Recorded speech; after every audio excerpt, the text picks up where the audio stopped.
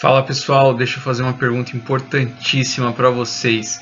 Quem aqui de vocês já pensou em ter sempre boas atuações?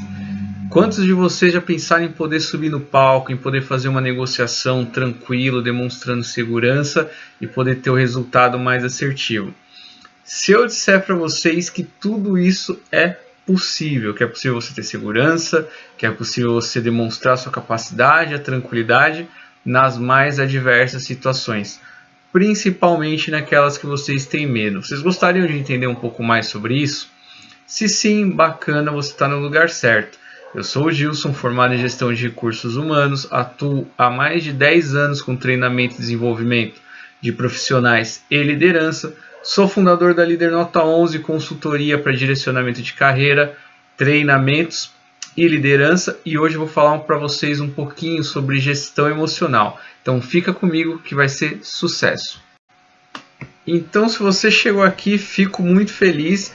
E antes de entrar na gestão emocional, eu preciso explicar para vocês um pouquinho como o cérebro funciona. Entendendo um pouquinho o funcionamento do cérebro de vocês, é mais fácil que vocês identifiquem o porquê que vocês sentem os medos, o porquê que isso te abala tanto, o porquê sua dificuldade de liderar, de falar em público, de ter uma conversa mais amigável, o porquê dessas coisas é importante. Então, pense no seguinte, o seu cérebro ele é dividido em 3 partes, tá? Eu tenho o cérebro instintivo, eu tenho o cérebro emocional e eu tenho o cérebro lógico. O cérebro instintivo, ele é relacionado àquilo que você faz no automático. Respirar, batimento cardíaco, dor, fome, basicamente tudo que é necessário para a sua sobrevivência. Legal? Acima desse cérebro, mas muito próximo dele, eu tenho o cérebro emocional, que é aquilo que a gente vai aprendendo, carinho, amor, amizade, inclusive o motivo, as razões do qual a gente tem que ter medo e afastamento. Então, nesse momento, ele se conversa diretamente com o emocional quando ele entende que alguma coisa é prejudicial a ele. E acima desses dois, eu tenho o cérebro racional, que é o responsável pelas minhas decisões, pelo meu pensamento lógico e crítico. O que acontece aqui quando vocês têm muito medo de alguma coisa?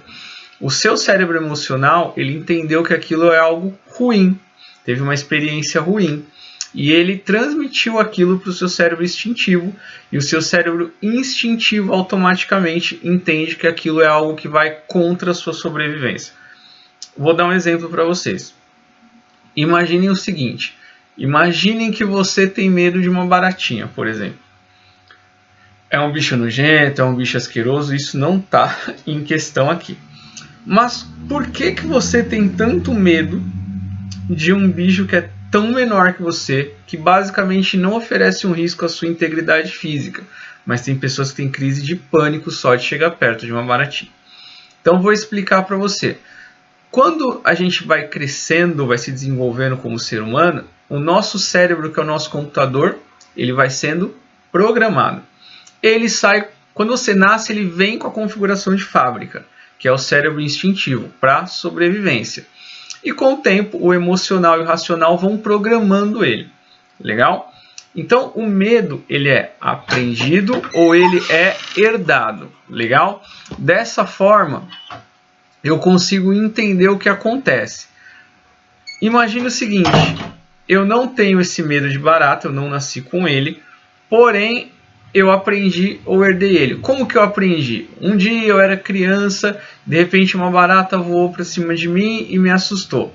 O meu cérebro emocional vai registrar isso junto com o cérebro instintivo, e da próxima vez que o cérebro instintivo vê uma barata ou algo semelhante, ele vai querer preservar a própria vida, o próprio corpo, e vai sentir medo.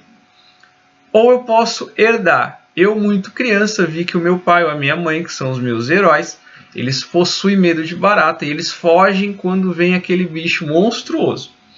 Meu cérebro emocional entende que ele é perigoso, registra isso com o cérebro instintivo e eu também vou sentir medo de barata. Então, eu aprendo ou eu herdo. Por que isso é importante quando eu falo de gestão emocional? Por que vocês sentem essa falta de gestão emocional? Vamos imaginar que vocês vão subir a um palco para fazer um pequeno discurso, ou vocês vão estar liderando uma reunião, ou você precisa tomar uma atitude importante. O seu corpo começa a sentir os sinais da falta de gestão emocional. Taquicardia, palpitação, respiração mais acelerada, sudorese, por aí vai. Tudo isso é o seu instintivo falando. Isso é uma situação perigosa, precisamos preservar nossa vida, vamos fugir daqui. Quando, na verdade, essa situação talvez não apresente risco nenhum à sua integridade física. Porém, em algum momento, o seu emocional registrou isso como um medo muito grande e você sente pavor disso. Legal? Então, o emocional e o instintivo estão trabalhando junto e geram essas sensações em você. Isso é importante. E o que eu deveria saber mais sobre isso? Que eu tenho um cérebro racional que deveria dar ordem para esses dois. E quando o meu cérebro racional não trabalha, os instintos aflorescem, a emoção aflorece. Então eu preciso usar o meu racional para gerenciar o que realmente é um risco para mim. Pensar com calma, cautela e tudo mais. Então esse é o princípio básico da gestão emocional. Legal, Gilson. Agora eu sei o que aconteceu comigo e o porquê eu tenho receio de algumas coisas. E o que eu faço? Então eu começo a gerir as emoções e não a controlá-las. Eu tenho que fazer o meu emocional andar junto com o meu racional. Eu preciso criar ligações entre eles, criar padrões para que eles reconheçam e se reconheçam entre si e entendam qual é o momento de cada um assumir. Então, supondo, como nas situações anteriores, que eu tenho, sei lá, uma apresentação importante para fazer, uma reunião importantíssima, a venda de um produto, uma nova equipe para liderar, eu tenho que reestruturar o meu processo cognitivo, eu tenho que entender que o racional está acima da emoção, para que a emoção não acione o instinto de sobrevivência. Então, o primeiro ponto é eu começar a reconhecer as minhas emoções como um todo. Fazer sempre essa ligação. O que eu sinto? Por que eu fico com esse medo? Existe motivo, razão para eu ter esse medo? Qual que é o risco físico, da minha integridade física que essa situação oferece?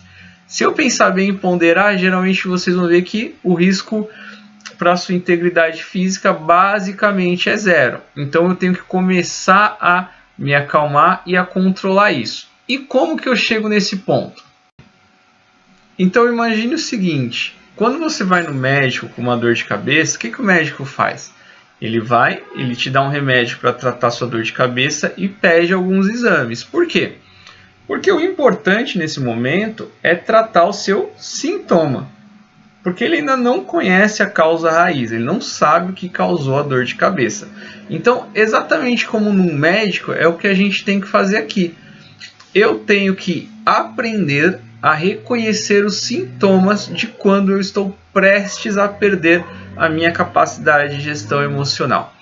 Na maioria das vezes é respiração ofegante, batimento cardíaco acelerado, sudorese, dores pelo corpo, tremedeiras, insônia, ou seja, são sintomas básicos de ansiedade na maioria dos casos. Então eu tenho que aprender a reconhecer esses sintomas e tratar primeiramente esses sintomas até que eu consiga entender qual a causa raiz. Quando que eu vou entender a causa raiz? Não sei. Leva mais tempo para uns, menos tempo para outros, mas quando você entender a causa raiz, fica mais tranquilo de se trabalhar. Nesse momento, o importante é trabalhar sintomas. Então, como que nós trabalhamos os sintomas? Então, vou trazer duas dicas de como eu trato os sintomas. A primeira e a mais eficiente é a respiração. Então, eu uso técnicas de respiração para controlar os sintomas. Como que eu geralmente indico? Eu puxo o ar pelo nariz, seguro de 4 a 5 segundos, solto bem devagar pela boca. Então, eu faço esse processo. Puxo o ar pelo nariz, seguro de 4 a 5 segundos, solto pela boca.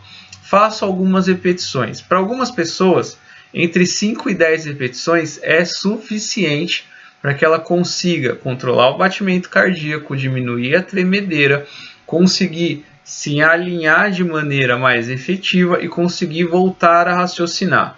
Ou seja, para algumas entre 5 e 10, para outras um pouquinho mais. Porém, para evitar isso, eu posso fazer isso diariamente. De manhã, 5 repetições, de tarde, 5 respirações, diminuir o nível de ansiedade, sempre puxando pelo nariz, soltando pela boca. A gente tem uma porcentagem de sucesso muito grande quando eu indico isso para os meus alunos mais nervosos. Então, respiração trata a maioria dos sintomas. A segunda dica que eu trago para vocês é o fortalecimento da sua cognição, o fortalecimento do seu lado racional. Como que eu faço isso? Eu posso fazer através de 2 pontos. Eu sempre recomendo um, principalmente psicologia positiva. Então, reforce seus aspectos positivos, reforce o quanto você é bom naquilo que você faz, reconheça as suas capacidades. Isso vai fazer com que o seu cérebro se sinta mais tranquilo nos momentos de adversidade, porque você sabe o que você pode fazer e sabe das suas capacidades. O que eu recomendo aqui? Todo dia de manhã, olha no espelho, olha no fundo dos olhos, reforça as suas capacidades, reforça aquilo que você tem de bom. Antes de dormir, agradece tudo de bom que aconteceu também. Um cérebro bem treinado, bem orientado, é capaz de coisas incríveis. Então, treine bastante o seu cérebro em reconhecer os seus pontos fortes. Lembrando, reconhecer ponto forte não é ser arrogante, é simplesmente ter autoconsciência de quem você é e das suas capacidades. Legal?